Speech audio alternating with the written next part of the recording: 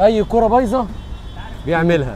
اقل تاجر بيجيب 40,000 كوره كل 3 اشهر. مهنه سروجي بيزو ابر. النهارده الجواني عامل 40 جنيه و70 جنيه. واحد جاي لي بكوره مكسم فرقعه من هنا، يعني من هنا لحد هنا، وهو لسه جايبها ب 2000 جنيه. منطقه عابدين مشهوره بصناعه الكور. يا كابتن محمود سعد، انا ليا عندك 2400 جنيه بقالهم 12 سنه. في لعيبه ساعات بتبعت لي حد تبعهم. زي مين؟ الكابتن مختار. كنا زمان لما بنلعب كوره والكوره بتفرقع كنا بنحزن حزن شديد جدا، وخاصة لو الكرة جديدة. النهاردة بقى أنا رايح عند إسلام وأبوه وعم حسني اللي مفيش كرة عندهم بتبوظ أبدا. أي كرة بتفرقع بتروح عند إسلام أو عم حسني بيرجعها جديدة تاني. يلا نشوف أقدم ورشة في عابدين بتصلح الكور وبتصنعها كمان. وما تنسوش اللايك والشير ودعوة لأخوكم بالخير، ويلا بينا نصلح الكور اللي في مصر. السلام عليكم ورحمه الله وبركاته. عليكم السلام حبيبي يا استاذ اسلام، عامل ايه يا حبيبي؟ تمام والله. انا شفت فيديو الاسلام موجود على الانترنت بيصلح كور، متخصص في الكور بس، فقلت اجي اتعرف عليك. الاول بقى اعرف الناس بحضرتك. حضرتك انا اسلام حسني، مواليد 91. طبعا في المهنه دي بقالي 10 سنين ممارسها. بس المهنه دي اللي هي تصليح الكور فقط؟ تمام. يعني هو راجل متخصص، اي كوره بايظه بيعملها. ودي هنشوفها دلوقتي القصه دي ايه. بس تمام. من 10 سنين. والشبك برضو، الشبك بتاع الملاعب يعني انت راجل اسمها ايه؟ تصليح الادوات الرياضيه. بالظبط كده. بالظبط، متخصص. الجزم بتاعت اللعيبه، اللطقم بتاعت اللعيبه، يعني حتى الجزم الكوره بتعملها؟ لا، ببيعها. بتبيعها مش بتصلحها؟ لا ما بصلحهاش، هي الكور بس هي اللي بصلحها. ايه لقيت يعني الفكره دي جات لك منين، او انت ليه تخصصت في ده بس؟ لا، هي دي حضرتك انا واخدها من الحاج والدي. هو طبعا قبل مني بكتير، بقاله 55 سنه في المهنه ديت. كان شغال في تصليح الكور؟ ولحد الان شغال وموجود لحد دلوقتي. وانا وارثها منه يعني، واهو بتتورث. بس انا حابب المهنه ذات نفسها. يعني انا الموضوع معايا مش موضوع اللي هي مجرد شغلانه اللي انا مثلا شغالها، لا، انا المهنه حاببها ذات نفسها. فيعني بلاقي زي ما تقول بلاقي نفسي فيها الحمد لله رب العالمين. يعني مين الزبائن بتوعك؟ لا، الزبائن بتوعه كتير، يعني مثلا من الانديه ومن مراكز الشباب والاكاديميات انت عارف ان الكور بتتفرع كتير يعني طبعا. الكور بتتفرع كتير. ما هو حضرتك ده لسه امبارح واحد جاي لي بكوره مكسم فرقعه من هنا، يعني من هنا لحد هنا، وهو لسه جايبها ب 2000 جنيه. ما كملتش معاه اسبوع. 2000 جنيه؟ 2000 جنيه والله. الكور زادت. ده انا بعيد عن الكور بقالي كتير. ده النهارده اقل كوره مثلا اللي هي اقل من المكسه والكلام دوت، اقل حاجه ب 350 جنيه الكوره. فطبعا اللي معاه كوره في الوقت الحالي. وانت بتصلح اي حاجه؟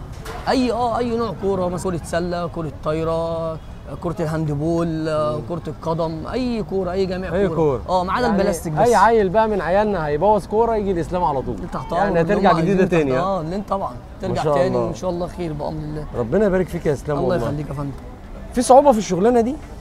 في حاجة صعبة؟ لا، ولا أنت ما فيش حاجة عندك في الكورة؟ لا، هو طبعا لما كانت حاجة بتقف معايا شوية ولا حاجة طبعا بلجأ للحاج طبعا. هو خبرة بقى طبعا بتاعتنا. طب أنت بتحلم بإيه في الشغلانة الغريبة دي؟ أنا بالنسبة لي الشغلانة غريبة. يعني مش غريبة ولا حاجة. لا، هي غريبة عليا أنا. يعني غريبة عليا أنا طبعا، لأن أنا مش في المجال بتاع الكورة ده. وناس فأكيد أنا لما بشوف حد بيصلح كورة، أنا الكورة لما بتتخرم زمان كنا بنرميها. فعلا دي حقيقة. فأنت دلوقتي بتحيي حاجة للناس فلوسها بقت غالية. يعني الحاجة بقت غالية مش رخيصة. في الوقت الحالي فعلا الكورة بقت غالية والأسعار بقت طبعا مولعة. فاهمني؟ يعني انا بقى الشغل ده بحلم ان انا طبعا اكبر واتوسع وربنا يكرمني اكتر من كده، وبرده واجيب عماله برده واشغل ناس وبرده الناس ترزق. لحد دلوقتي انت لوحدك موجود؟ انت والحاج بس؟ فقول للناس يا اسلام كده رقمك وعنوانك. حضرتك في عابدين، شارع حسن الاكبر، جنب اسم عابدين قدام كوافير كرم. رقم تليفوني 010 95 95 3 99 7. المحل اسمه اسلام اهو. اسلام بص بقى نصور اليافطه واسلام اهو، اجدع واحد في مصر يصلح كور. الله يخليك يا فندم. ربنا يبارك فيك يا اسلام. الله يخليك يا فندم. اشوف الحاج بقى، توصف لي مكانه عشان ما اعطلكش. تعالى اوديك. طب بس اشوف الكابتن الاول. لا، تبعنا الكابتن. والله؟ ثانيه واحده. بص اسلام بيفسحني في عابدين. عابدين انا بحب عابدين جدا، يعني هو من السمع من الناس اللي كانوا موجودين فيها. الله يخليك ما شاء الله فيها ناس كتير. ما يتخيلوش على حضرتك والله. ربنا يبارك في عابدين عمرك. منطقه طبعا كويسه ومنطقه محترمه وناسها كلها ناس طيبين ومحترمين، والحمد لله محبوبين في وسط الناس، والناس بتحبنا واحنا برضه بنحب الناس ربنا يبارك لك. الحمد لله يعني ربنا يديم علينا نعمه. انا اتشرفت بيكم والله. الله يخليك يا فندم. الحاج حسني لا بس الحاج حسني حاطط صوره محمد صلاح وميسي بعض اهو ما شاء الله، وكميه كور رهيبه. ربنا يبارك فيك. الله يخليك يا فندم. تعالى اتفضل. السلام عليكم. السلام عليكم. يعني لسه بقول للكباتن الكور اللي وراك دي بتاعت كابتن محمود بقى لها 7 سنين عندي. محمود مين؟ بتاعت مدرسه الخطيب. والله ما شاء الله. والله بس هو بيعملوا عندي شغل، هيجوا بعد بكره ياخدوهم وهيستلموا الحاجه دي. احكي لي بقى التاريخ يا عم حسني، عشان انا جاي لك للتاريخ بتاع المهنه دي. والله التاريخ طويل من 69. من 69؟ من 69 في المهنه. ما شاء الله. قول لي بقى بداتها ازاي ومين حببك في القصه بتاعت الكور دي؟ المنطقه عابدين مشهوره بصناعه الكور طول عمرها. حلو. من صناعه الكور. تمام. فانا من سنه 69 كنت في المدرسه، وبعدين ما عجبش بالتعليم قوي، فيا دوبك نقرا ونكتب وبتاع، وبدانا نخش المهنه ديت نتعلمها ان احنا نصنع كور جديده على ايدينا. تصنع كور جديده على ايدينا. بس الكور ما كانتش كده زمان. لا هي كانت نفس الطبعه بتاعت دي كده. ايوه اللي هي ديت نفس الطبعه ديت كده. ماشي. كنا بنروح نجيب ترينا. ماشي. ترينا. علمونا عشان انا ضايع انا في موضوع اصل صنعها كانت فرنساوي.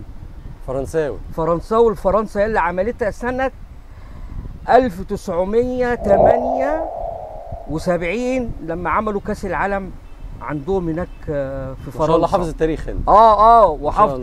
هتقول لي ليه حافظ ليه؟ ان اول ما اتلعب بيها البطوله بتاعت كاس العالم كان عندنا تاجر كبير مش عايز اجيب اسمه، فجالنا محمود الخطيب بنفسه عشان ياخد كوره كاس العالم اول مره تنزل في مصر. جالك لحد عندك؟ جالنا للتاجر الكبير اللي انا كنت بشتغل معاه. مش عايز اقول. ماشي. اللي هي الكره من تصنيع فرنسا. كاس العالم. كاس العالم هي لحد دلوقتي، حتى لو لقيت كره قديمه هتلاقيها. بعد كده بقى الصين والباكستان والهند والكلام ده دخلوا في الصناعه. اللي هي دي جودتها مش زي طبعا مش زي الاصلي. مش زي الاصلي.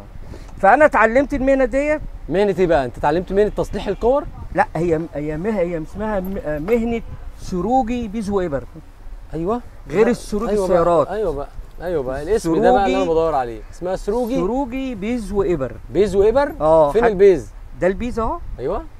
ادي البيز اللي بنخيط بيه. ماشي. ودي الابره الواحده بتروح شمال واحده بتروح يمين عشان الغرزه تقفل تبقى زي دي كده بالظبط. يبقى ما بتبانش بعد ما تتعمل. ما تبانش. انا مخيط دي اهي مش باين. اسمها غرزه سحريه هي صح؟ ايوه تمام. الدسته ب 4 جنيه. ايوه.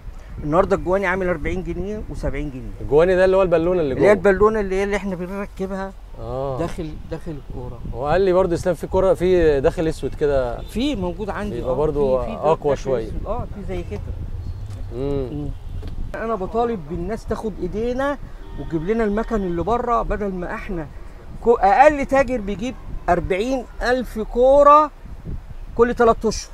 40,000؟ 40,000 كوره كل 3 اشهر. طب ما بنصنعهاش ليه في مصر؟ طب ليه احنا ما نصنعهاش وانا عندي كفاءه لو المكن ده جه اشغل الحريم في بيوتها. والله العظيم. ما اخرجهاش بره البيت. في الكور. وقعد الشباب بدل ما هو قاعد على القهوه لا يقعد يشتغل وينتجها. احنا فانت محتاج بس المكن بتاع التصنيع. المكن ده بتاع التصنيع غالي المكن ده سهل جدا. لا والله. انا معايا سجل تجاري وبطاقه ضريبيه. حد ياخدني يوديني الصين او الباكستان اجيب المكن اللي انا عايزه. ويبقى عندك مكان ومصنع. يبقى عندي مكان وهشغل اكتر من 40,000 واحد يشتغلوا معايا. بصوا عم حسني جريده الشروق كانت عامله معاه لقاء هنا اهي. ما شاء الله انت ناس كتير جت عملت معاك لقاءات. ما هو الحمد لله احنا معروفين. انا بقول لك من سنه 69 يعني النهارده انا في المهنه دي بقالي 55 سنه. انا عندي من مقاس 31 لحد 40. فببيع كله بسعر واحد 280. ده مصري ولا مستورد؟ ده استثماري يعني هو يعتبر كله جاي مستورد ومكبوس هنا. يعني تقفيل مصري. تقفيل مصري. ولو جزمه خدتها واتقطعت هات وخد غيرها. يا باشا والله. ده ضمان انا ما بلاقوش بره الضمان ده.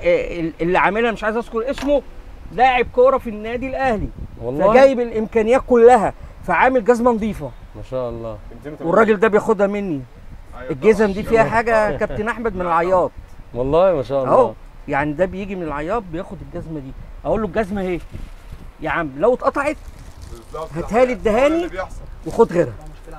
بتبدا المقاسات من مقاس 31 لحد من 31 ل 40، احنا بنجينا من 31 ل 45. ورينا كده الجزمه. بس ما فيش المقاس الرجالي دلوقتي. ما شاء الله.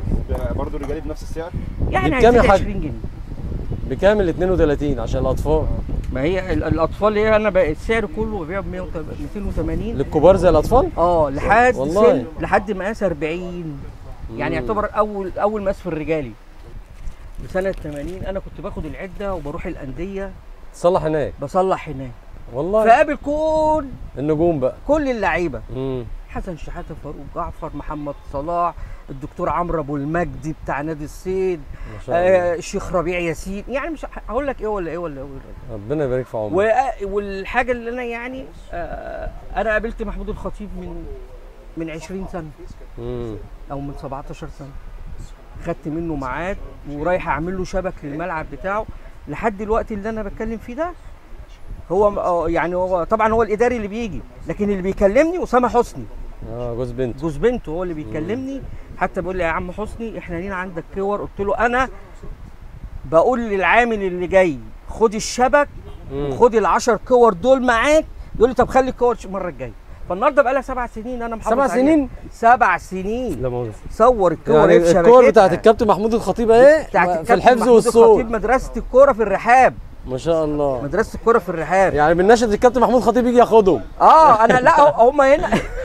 هو اسامه حسني كابتن اسامه حسني على فكره انا بكلمه كتير في التليفون وانا ما شفتوش. بس هو ده راجل محترم جدا. ان انا عندي طلبيه شبك هسلمها له في خلال 3-4 ايام. كل سنه بيعمل الطلبيه دي عندي. حلو قوي. في الكابتن باسم الاداري الراجل المحترم هو اللي بيتصل بيا على طول لما بيكونوا عايزين حاجه تخصني. طب الزملكاويه بيعملوا الكور ولا ما بيعملوهاش؟ والله انا بتكلم على نادي الزمالك هبقى زعلان. ليه؟ انت زملكاوي؟ مع اني زملكاوي. ما شاء الله. لا يبقى كورهم سليمه. نادي الزمالك انا كنت بروح اصلح له هناك والترسانه والمقاولين وطلعت حرب ومراكز الشباب من هنا بني غازي. ما شاء الله. يعني صلحت كور من هنا في بني غازي في ليبيا. لبني غازي في ليبيا.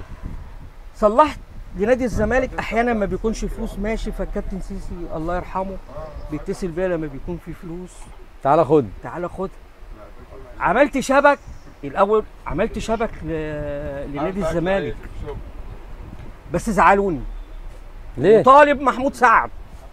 يا كابتن محمود سعد انا ليا عندك 2400 جنيه بقالهم 12 سنه. عملت صلحت لنادي انبي لما كان في القسم الرابع ولا الثالث في مركز شباب الجزيره. وفضلت معاهم لما تصعدوا درجه اولى. ما شاء الله. قول له يا باشا، قول له يا باشا. بكام دستة الشربات؟ لا ما عنديش دستة، انا عندي فرداني ب 15 جنيه الواحد. تمام. معلش بقى اسعار الكاس والميداليات. لا براحتك. الكاس عامل 40 جنيه اللي هو الصغير. انا عاجبني جدا ان انت عندك تنوع، يعني انت مش كور بس بتصلح كور بس، انت ما شاء الله بتدي حاجات. احنا شغالين في الرياضه يعني بس حتى الاقماع عندك هنا اهي. ما يعني بس احنا في الاساس الكور، في اساسنا كور. الكاسات. نظام الاكاديميه عندك بيبدا من كام؟ ما شاء الله. ايه؟ بصوا الاكاديميه عندك بيبدا من كام؟ انا بعمل حتى الميداليات كويس بيعمل 90 جنيه. 90 جنيه؟ 90. في هنا ايه؟ اي طقم هنا عامل 90. 90 انت بتبيع لطم من الاكاديميات كمان يا عم حسني؟ طقم الزمالك. دي فليله الزمالك 85. دي بنات وستات وعواجيز 80 سنه بيعملوا الكرة دي. بيعملوا الكرة دي ليه؟ ان هم مسهلين الحاجه عليها. يعني هو الجلد ده جلد اصطناعي. جلد اصطناعي كله. وعلى فكره الكرة دي بالذات مشهوره بتتحط مكان الكور المكسه وبتعيش. انا طبعا اتشرفت جدا بالحاج حسني، والله العظيم راجل تاريخ في المهنه بتاعته، راجل محترف، مش اي حد وخلاص، عنده كل حاجه بقى. اي حد عايز اي حاجه خاصه بالرياضه عامه وبكره القدم خاصه يجي هنا للحاج حسني هيلاقي ما لذ وطاب عنده. اتمنى الفيديو يعجبكم، ما تنسوش اللايك والشير ودعوه لاخوكم بالخير. سلام.